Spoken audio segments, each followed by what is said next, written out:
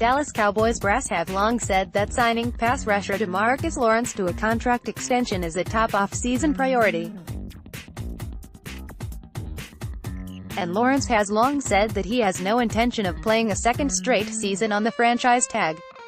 The two sides have been talking, but haven't yet come to an agreement. What's going on? We're at an impasse. Cowboys CEO Stephen Jones discussed negotiations with Calvin Watkins of The Athletic, Dallas on Tuesday from the NFL spring meetings. Right now, the best way to describe it is we're at an impasse, Jones said. We're apart, but certainly optimistic. No one thinks more of DeMarcus Lawrence than we do. He represents what we want on our football team, in terms of the way he plays the game. He certainly plays it at a high level. We'll continue to chop wood, looking for top dollar. Dallas Cowboys pass rusher DeMarcus Lawrence believes his contract should fall between those of Khalil Mack and Von Miller.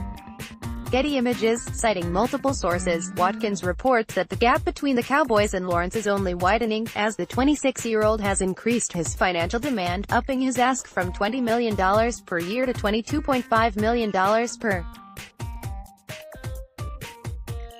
Dallas has increased its offer. Watkins further reports that in recent weeks Dallas has increased its offer, and his sources indicate the Cowboys would be willing to agree to a 6-year, $120 million offer. Not in the report, however, is how much of that would be guaranteed. As with almost all NFL contracts, the devil is in the details. There are player contracts throughout history that look great in headlines, but upon further review are really just 2- or 3-year pacts.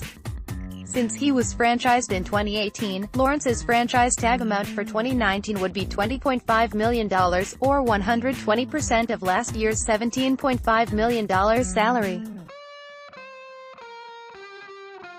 Lawrence made the Pro Bowl again last year, even playing through a partially torn labrum.